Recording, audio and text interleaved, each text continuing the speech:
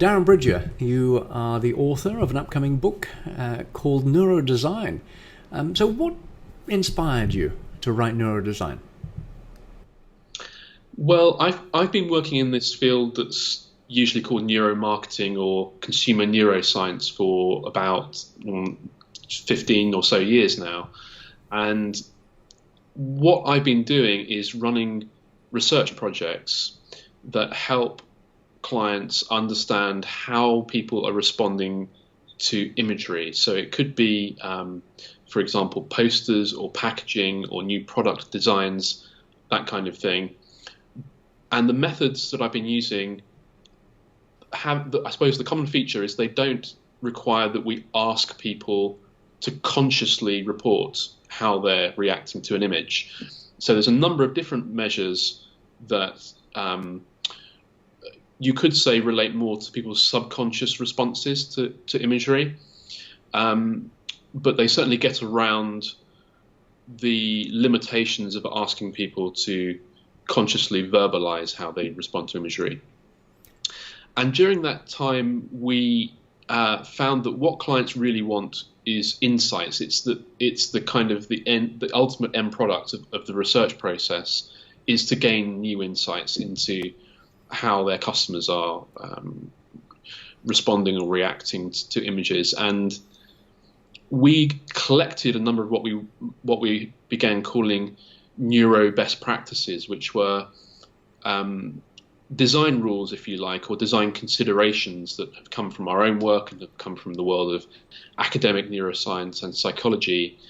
And that aspect of the whole process really fascinates me, and I suppose that's really the impetus for the book. So just how much are people inaccurate from what they say versus what they feel? It sounds like what you're looking at is getting some insight into the emotional aspect of what they're looking at.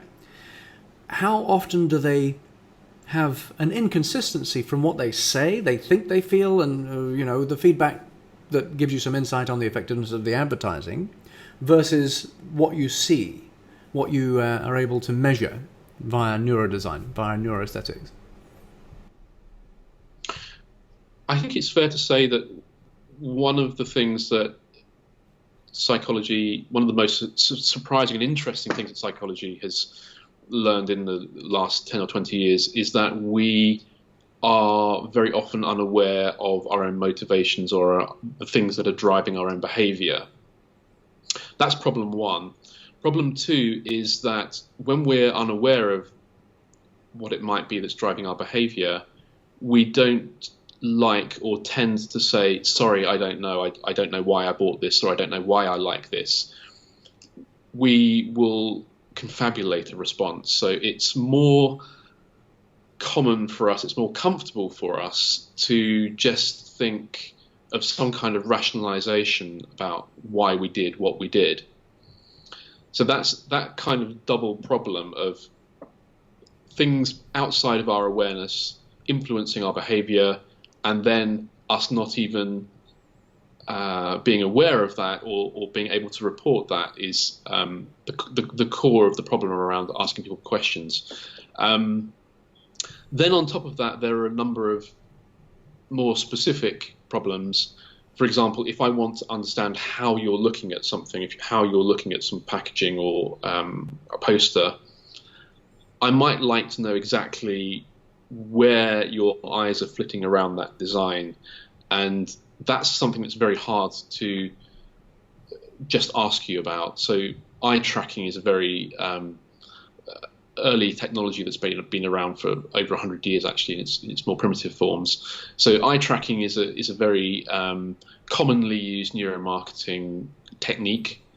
Another problem is something called choice blindness, which is that people are not only unaware of why they make a choice and not only able to provide a rationalization for why they made that choice, but will often even provide demonstrably false rationalization. So I'll give you an example of that.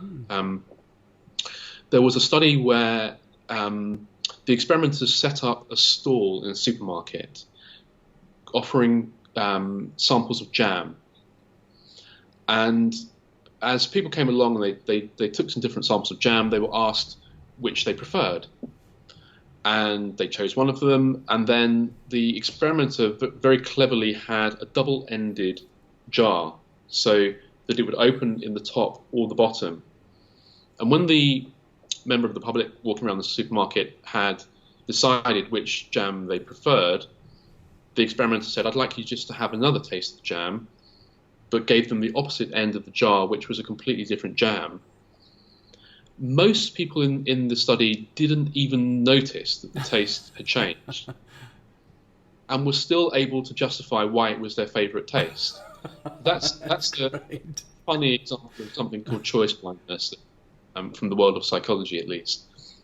So is this something that companies can do in-house? Or what kind of equipment is usually required for you to really monitor the brain to know what's going on and their behavior and reactions?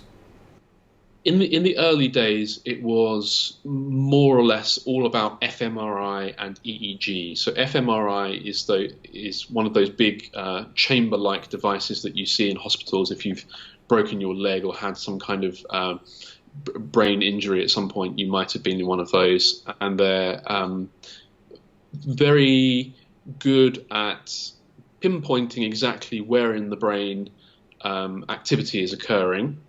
So they're good on the sort of geographical measurement of the brain, if you like.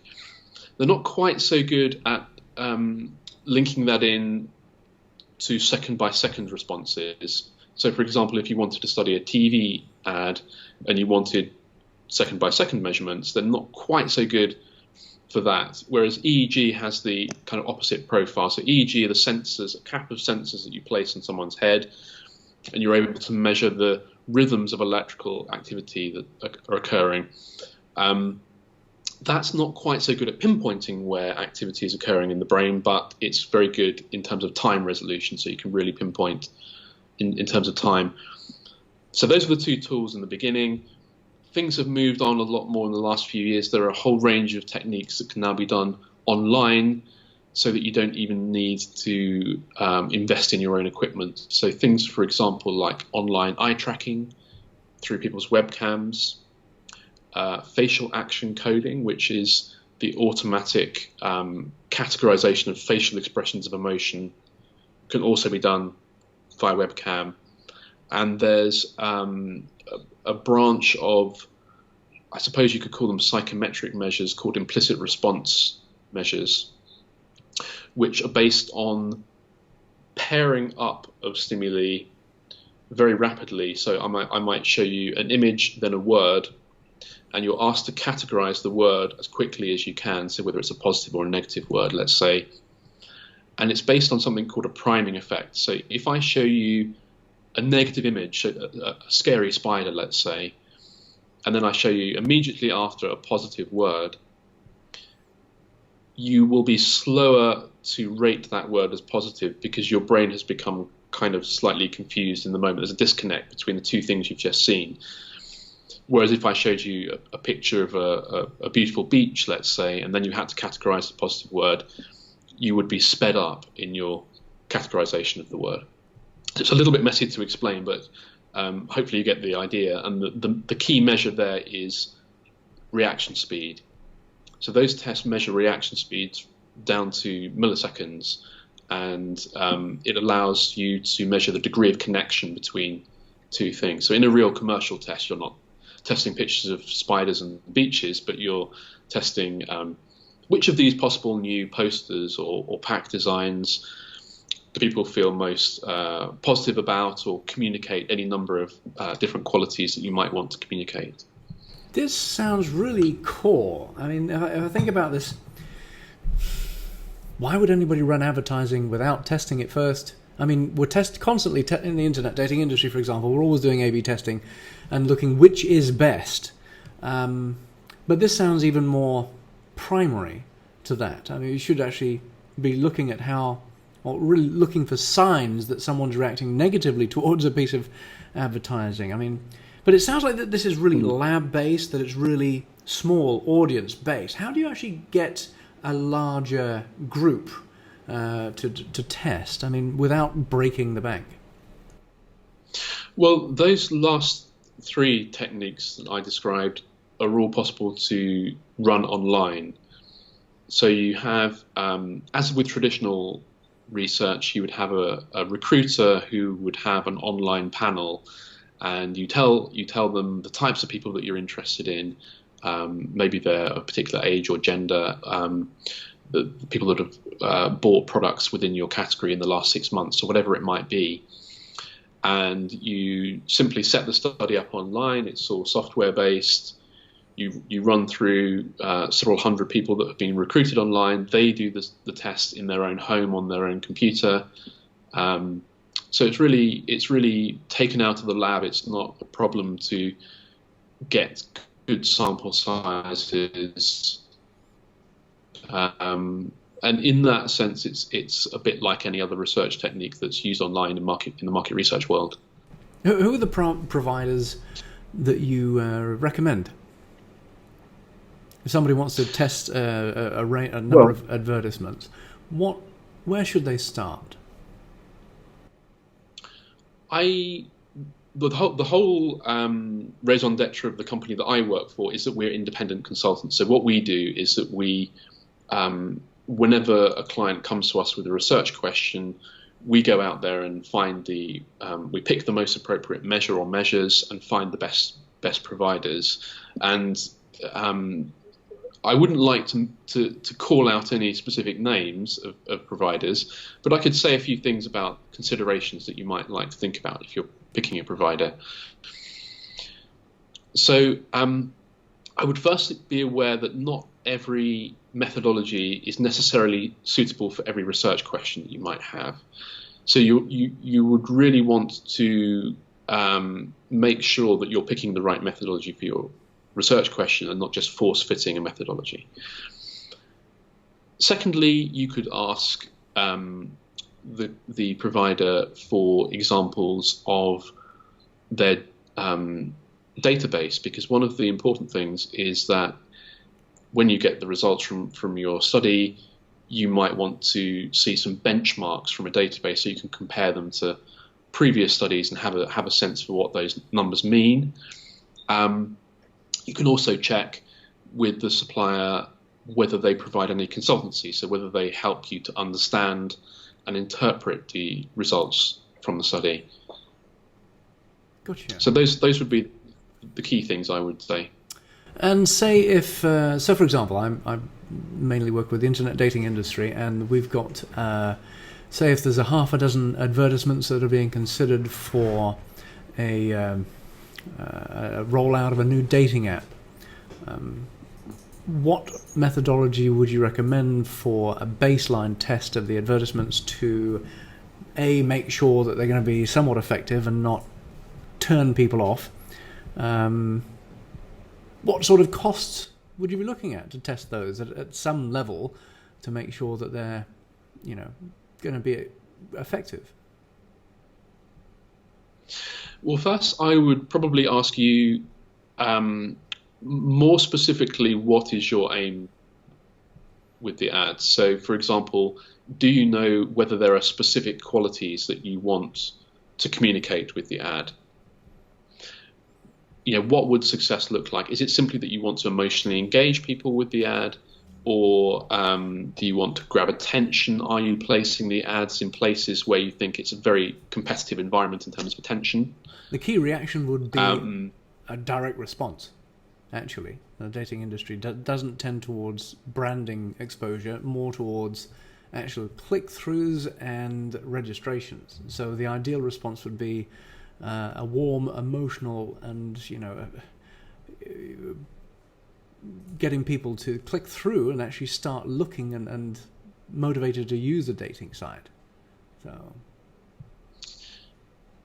I'll give you perhaps a surprising response to that, which is for that specific question, you may simply be better off in A/B testing online, because if the key thing is simply click-throughs, that's something that you can already measure with A/B testing online.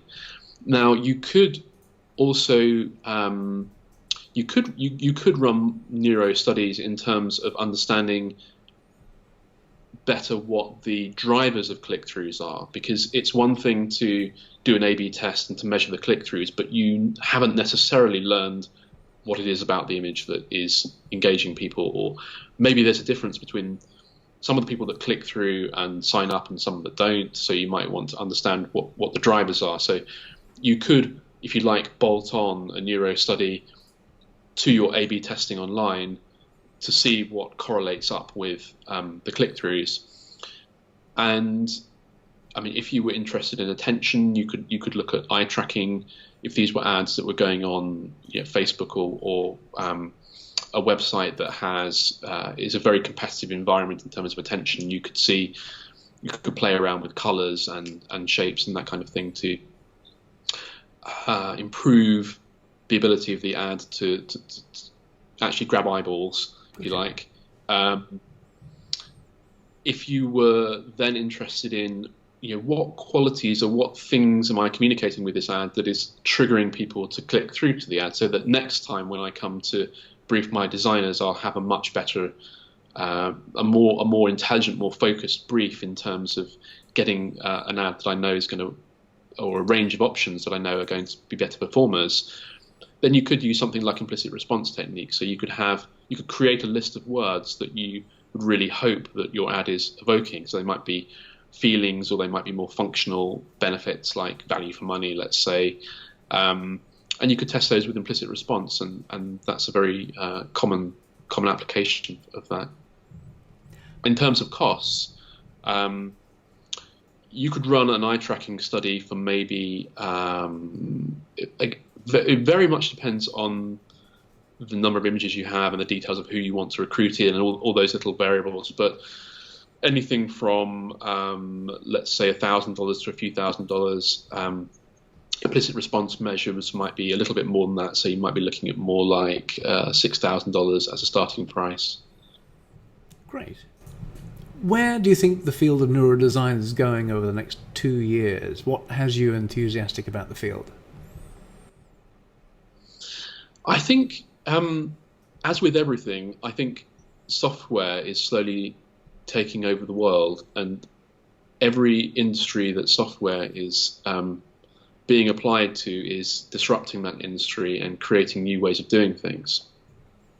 So I think we're going to see more of these online software-based measures, which really could shake up the market research industry, which has been established for decades and has its own set ways of doing things. The other interesting development is once you have run a number of studies and collected a lot of data, you can apply artificial intelligence type techniques to mine that data and hunt for patterns, which would then potentially allow you to predict responses to imagery. So those kind of predictive algorithms, I think, are going to be an interesting new development as well. And that we're already using one of those called visual saliency, which is an algorithm that simulates the human visual system and predicts which elements of an image will be looked at first. So if you're trying to attract attention in a competitive visual environment, for example, if you're designing a package that you want people to notice on the shelf, this will predict which of your possible designs will be likely to get noticed first. Fascinating. Darren Bridger, you're the author of an upcoming book, Neuro Design. It's out this month, I believe, UK and USA. Really appreciate your time. Thank you so much. Thank you.